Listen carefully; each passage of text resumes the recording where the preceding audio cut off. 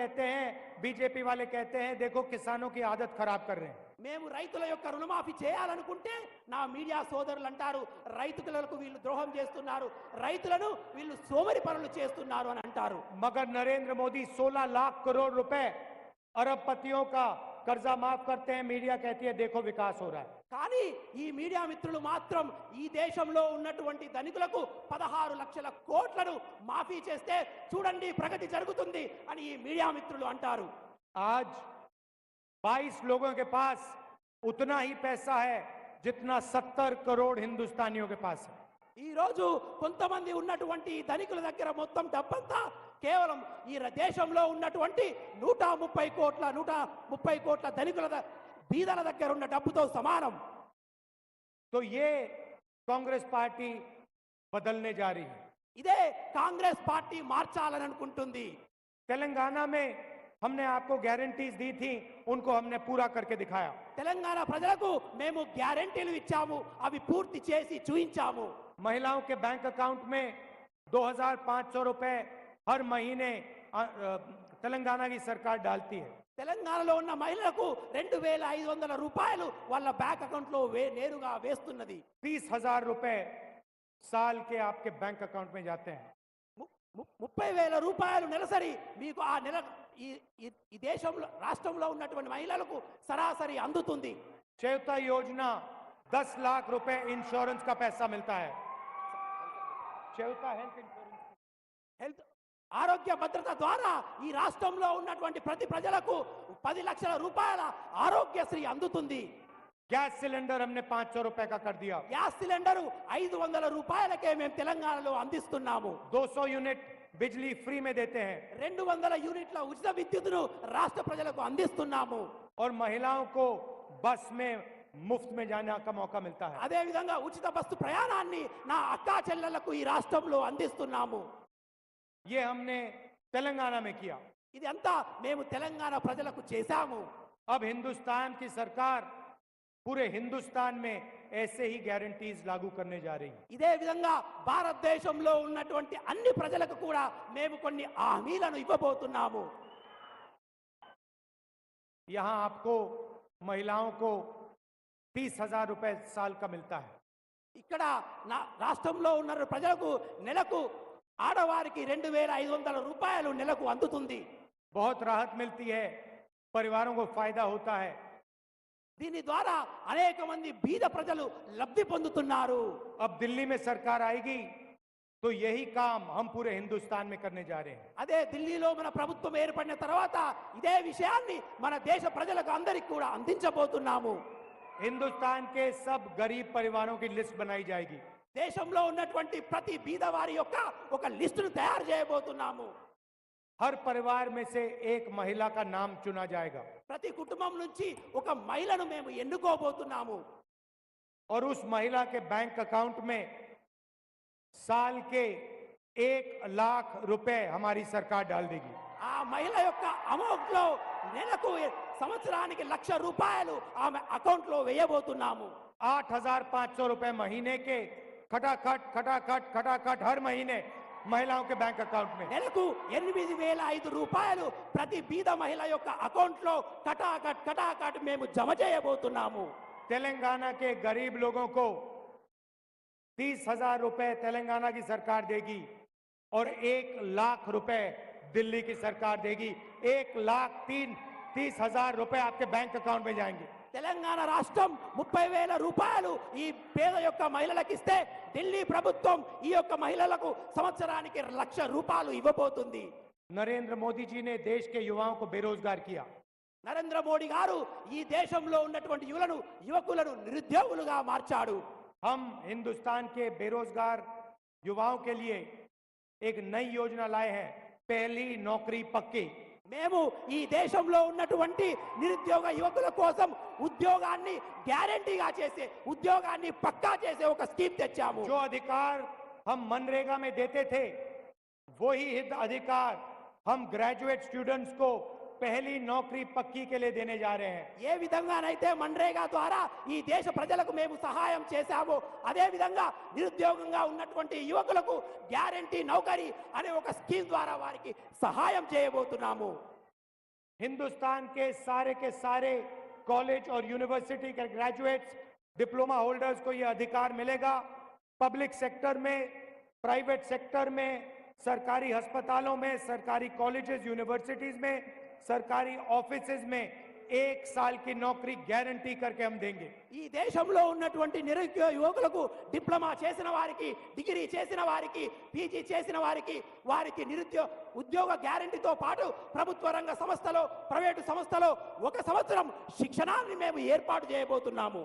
ये दुनिया का पहला स्कीम होगा जहां बेरोजगार युवाओं को 1 साल की गारंटीड नौकरी मिलेगी, 1 लाख रुपए साल का मिलेगा और 8,500 रुपए महीने के ठकाठक बैंक अकाउंट में जाएंगे। ఇది దేశంలోనే ప్రపంచంలోనే ఒక చారిత్రాత్మక నిర్ణయం। నిరుద్యోగులైనటువంటి యువకులకు 1 సంవత్సరం ఇంటర్న్షిప్ చేయించడంతో పాటుగా, వాళ్లకు ఉద్యోగ బీమాతో పాటుగా, వాళ్లకు నెలకు 8,500తో పాటుగా సంవత్సరానికి 1,00,000 రూపాయలు ఇచ్చి ఉద్యోగ భద్రత కలిగించబోతున్నాము। और हिंदुस्तान को दुनिया से सबसे बेहतर ट्रेन्ड वर्कफोर्स मिलेगी। అదే విధంగా దేశంలోనే ప్రపంచంలోనే భారతదేశ యువకులకు అత్యంత మంచి ఉపాధి సౌబల్యం కలిగిస్తాము। 1 साल बाद अगर युवा ने अच्छा काम किया तो वो नौकरी परमानेंट भी की जाएगी। 1 సంవత్సరం అంతా చేసినటువంటి యువకులు వాళ్ళ ఉద్యోగ నైపుణ్యంతో మంచిగా ఉన్నట్టయితే ఆ ఉద్యోగాన్ని వాళ్ళకు పర్మనెంట్ చేయబోతున్నాము। देश में 30 लाख सरकारी रोजगार खाली पड़े हैं, उनको हम भर के आपके हवाले करने जा रहे हैं। దేశంలో ఉన్నటువంటి 30 లక్షల ఖాళీ ఉద్యోగాలను ప్రజాపక్షాన ప్రజల కోసం ఈ నిరుద్యోగ యువకులకు మేము ఇవ్వబోతున్నాము। आदिवासी भाई और बहन यहाँ आए हैं। ఆదివాసీ అక్క చెల్లెళ్ళు, అన్న తమ్ముళ్ళు ఇక్కడికి వచ్చారు। आपका जमीन का मामला है, उसे हम तेलंगाना में जल्दी से जल्दी रिजॉल्व करने जा रहे हैं। మీకు భూమి సమస్య ఉంది, అటు ఒక్క సమస్య ఉంది, మేము తెలంగాణ ప్రభుత్వంలో, తెలంగాణ రాష్ట్రంలో వీలైనంత త్వరగా దాన్ని మేము చేయబోతున్నాము। हम आपको आदिवासी कहते हैं। आदिवासी का मतलब वो लोग जिनका पहला अधिकार, जमीन पर पहला अधिकार है। మేము మిమ్మలను ఆదివాసీలోనే అంటాము। ఆదివాసీలు అంటే ఈ భూమి మీద సర్వ హక్కులు కలిగిన మొదటి వ్యక్తులు ఆదివాసులని అర్థం। तेलंगाना की सरकार और हिंदुस्तान की सरकार आपकी जल, जंगल और जमीन का अधिकार आपको देगी और आपकी रक्षा करेगी। తెలంగాణ ప్రభుత్వం ఈ రాష్ట్రంలో ఉన్నటువంటి ఆదివాసుల యొక్క నీరు మీద, భూమి మీద, గాలి మీద, అటవీ మీద మీకు సర్వ హక్కులు ఇవ్వబోతుంది। तेलंगाना में गरीबों की सरकार है, आदिवासियों की, पिछड़ों की, दलितों की सरकार है। दिल्ली में भी वैसी सरकार बनने जा रही है। తెలంగాణ రాష్ట్రంలో ఉన్నటువంటి ప్రజల రాష్ట్రం, ఇది ప్రజా ప్రభుత్వం, ప్రజల యొక్క ప్రభుత్వం, ప్రజల పక్షాన ఆలోచించే ప్రభుత్వం కాబట్టి రేపు ఢిల్లీలో కూడా మేము ప్రజా ప్రభుత్వాన్ని ఏర్పాటు చేయబోతున్నాము। श्री तक्का जी ने अभी मुझे बताया कि यहाँ पे मनरेगा बहुत जरूरी है। సీతక్క గారు చెప్పారు నాకు, ఇక్కడ మన్రేగా అనే స్కీమ్ చాలా అవసరమని। आपको आज यहाँ मनरेगा में 250 रुपए मिलता है। ఉపాధి సీతక్క గారు చెప్పారు, ఉపాధి హామీ పథకం అనేది ఈ ప్రజలకు చాలా అవసరమని నాకు చెప్పారు। 250 रुपए मनरेगा का मिलता है आपको। 2,500 రూపాయలు ఈ ఉపాధి హామీ కార్యక్రమం ద్వారా మీకు అందుతుంది। हमारी सरकार आएगी तो हम 400 रुपए मनरेगा में दे देंगे। ఈ యొక్క ఉపాధి హామీ పథకం ద్వారా మీకు నెలకు, రోజుకు 400 రూపాయల పక్కా వేతనాన్ని మేము ఇస్తాము।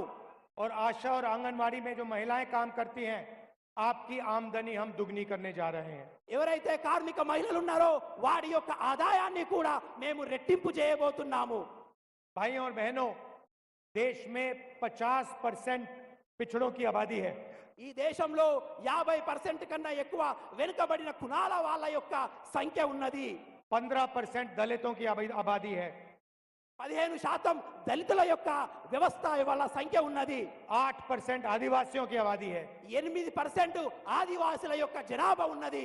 15% माइनॉरिटीज हैं 15% మైనారిటీస్ ఉన్నారు। और 5-6% गरीब जनरल कास्ट के लोग हैं। 5-6% అగ్ర కులాలలో ఉన్నటువంటి బీదవారు ఉన్నారు। अगर आप इन सबको मिला दें, 90% से ज्यादा आबादी इनकी है। వీళ్ళందరినీ మనం కూడగలిస్తే దాదాపు 70-72% కన్నా ఎక్కువ సంఖ్య ఉంటుంది। मगर हिंदुस्तान की कोई भी संस्था में इनकी जगह नहीं है। కానీ వీరి యొక్క గురించి దేశంలో ఉన్నటువంటి ఏ ప్రభుత్వాలు కూడా ఆలోచించవు. मीडिया में आप देखिए आपको एक पिछड़े वर्ग का नहीं मिलेगा। मीडिया में आप देखिए आपको एक पिछड़े वर्ग का व्यक्ति नहीं मिलेगा, एक दलित नहीं मिलेगा, एक आदिवासी नहीं मिलेगा। మీడియా వాళ్ళను చూస్తే మీరు ఈ మీడియా సంస్థల్లో ఏ వెనుకబడిన కులాల వారు కనబడరు, ఏ బీదవారు కనబడరు, ఏ యొక్క వెనుకబడిన కులాల వారు కనబడరు. आप हिंदुस्तान की सबसे बड़ी कंपनी की लिस्ट निकालिए, उनके मालिकों में, उनके मैनेजमेंट टीम में आपको दलित, पिछड़े, आदिवासी नहीं मिलेंगे। మీరు దేశంలో ఉన్నటువంటి ప్రగతి పదంలో నడుస్తున్న పెద్ద పెద్ద ఫ్యాక్టరీల యజమానులు చూస్తే ఆ యజమానుల లిస్టుల్లో బీదవారు గాని, వెనుకబడిన కులాలు వారు గాని, దళితులు గాని, ఆదివాసులు గాని మీకు ఎక్కడా కనబడరు. 90% आबादी में से आपको कोई नहीं मिलेगा वहां पे। కాబట్టి వీళ్ళందరికీ కూడా ఎటువంటి సదుపాయాలు కూడా అందవు. सरकारों में देखिए, दिल्ली की सरकार को 90 ब्यूरोक्रेट चलाते हैं। దేశంలో ఉన్నటువంటి 90% ఈ భారతదేశాన్ని నడిపించేటటువంటి అత్యధికమైన ఆఫీసర్లు, ఐఏఎస్ ఆఫీసర్లు ఉంటారు. उसमें 3 पिछले वर्ग के हैं, 3 दलित हैं और 1 आदिवासी है। వారిలో 3 వెనుకబడిన కులాల వారు, 3 దళితులు, 1 ఆదివాసులు మాత్రమే ఉన్నారు. और उनको छोटा सा काम दे रखा है, बड़ी बड़ी मिनिस्ट्रीज में वो है ही नहीं। They not in big ministries. కాబట్టి అటువంటి ఎవరైతే వెనుకబడిన కులాల వాళ్ళ ఉన్నటువంటి ఆఫీసర్లు ఉన్నారో వాళ్ళు అధిక ప్రాధాన్యం ఉన్నటువంటి వ్యవస్థలో కానీ డిపార్ట్మెంట్లో కానీ ఉండరు. 50% पिछड़ों की आबादी है और आपके 3 लोग हैं 90 में से। 50% వెనుకబడిన వాళ్ళు కులాలు ఉంటే కేవలం వాళ్ళను ప్రాతినిధ్యం వహించే 3 ఆఫీసర్లు మాత్రమే ఉన్నారు. आदिवासियों की आबादी 8% है, आपका 1 व्यक्ति है 90 में से। 8% మాత్రం ఆదివాసులు ఉన్నారు, కానీ వాటి నుండి ప్రాతినిధ్యం వహించే వాళ్ళు కేవలం 1 ఆఫీసర్ ఉన్నారు. दलित 15% है, दलित 90 में से 3 हैं। దళితులను ప్రాతినిధ్యం వహించే 15% ఉంటే కేవలం వాళ్లకు సురక్షితం చేసే ఆఫీసర్లు ప్రాతినిధ్యంలో కేవలం 3 మాత్రమే ఉన్నారు. और अगर आप दलित, आदिवासी और पिछड़ों को जोड़ो तो अगर हिंदुस्तान की सरकार 100 रुपए खर्च करती है तो आदिवासी, दलित और ओबीसी अफसर 6 रुपए 10 पैसे खर्च करते हैं। అయితే ఈ దళితులు, ఆదివాసీలు, వెనుకబడిన కులాల వాళ్ళు అందరికీ కూడా మనం 100% డబ్బులు ఇవ్వాలనుకుంటే కానీ ఇది భారతదేశ ప్రభుత్వం కేవలం 6% మాత్రమే వాళ్లకు ఖర్చు చేస్తుంది. आप सोचिए, आदिवासी 8% है हिंदुस्तान में, मगर अगर बजट में 100 रुपए खर्च होते हैं तो आदिवासी अफसर सिर्फ 10 पैसे का निर्णय लेते हैं। 100% బడ్జెట్ ఈ దేశ ప్రజలకు కేటాయిస్తే దాంట్లో 8% ఆదివాసీలు ఉంటే కానీ ఈ ప్రభుత్వం వాళ్లకు 10 పైసల శాతాన్ని మాత్రమే వాళ్లకు అందిస్తున్నది.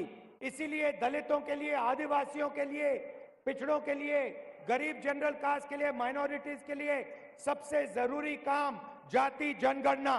కాబట్టి ఈ వెనుకబడిన కులాల వారి కోసం, దళితుల కోసం, ఆదివాసీల కోసం వాళ్ళ సమస్యల నుండి లేవనెత్తడానికి ఈ దేశంలో జాతి కుల గణనను కాంగ్రెస్ పార్టీ చేపట్టబోతుంది. जो हमने तेलंगाना में किया है और पूरे हिंदुस्तान में हम करने जा रहे हैं, ఏదైతే మేము తెలంగాణలో చేయాలనుకుంటున్నామో చేశామో అది పూర్తి భారతదేశంలో మేము చేయబోతున్నాము. इससे हिंदुस्तान की राजनीति बदलने जा रही है, దీని ద్వారా దేశంలో ఉన్నటువంటి రాజకీయ ముఖ చిత్రం మారబోతుంది. क्योंकि हिंदुस्तान के गरीब लोगों को, 90% लोगों को अपनी आबादी के बारे में और अपनी हिस्सेदारी के बारे में पता लग जाएगा. ఎందుకంటే ఈ దేశంలో ఉన్నటువంటి ఈ 90% ప్రజల యొక్క వాళ్ళ హక్కులు, వాళ్ళ పైసలు, వాళ్ళ నిధులు వాళ్ళకు అందాలి. हिंदुस्तान की हर संस्था का हम सर्वे कराएंगे. దేశంలో ఉన్నటువంటి ప్రతి వర్గం, ప్రతి ఇన్స్టిట్యూషన్ యొక్క మేము సర్వే కుల గణన చేయించబోతున్నాము. ये पता लगाएंगे कि पिछड़ों के पास कितना धन है, दलितों के पास कितना धन है, आदिवासियों के पास कितना धन है, गरीबों के पास कितना धन है. ఈ ఆర్థిక సర్వే ద్వారా దళితుల దగ్గర ఎంత ధనం ఉంది, వెనుకబడిన కులాల వద్ద ఎంత ధనం ఉంది, ఆదివాసుల యొక్క ఆర్థిక స్థితిగతులు ఏంది మేము తెలుసుకోబోతున్నాము. और जाति जनगणना के बाद तेलंगाना में, पूरे हिंदुस्तान में एक नई राजनीति होगी. ఈ జాతి కుల గణన ద్వారా తెలంగాణ రాష్ట్రంలో ఒక కొత్త రాజకీయ వ్యవస్థను మేము సుస్థిరం చేయబోతున్నాము. नरेंद्र मोदी जी रिजर्वेशन के खिलाफ हैं. నరేంద్ర మోదీ గారు ఈ రిజర్వేషన్లకు వ్యతిరేకంగా ప్రవర్తిస్తారు. वो आपसे रिजर्वेशन छीनना चाहते हैं. వారు మీ దగ్గర నుంచి ఆ రిజర్వేషన్ ను లాక్కోవాలని ప్రయత్నిస్తున్నారు. देश के सामने सबसे बड़ा मुद्दा रिजर्वेशन को 50% से ज्यादा बढ़ाने का है. దేశంలో ఉన్న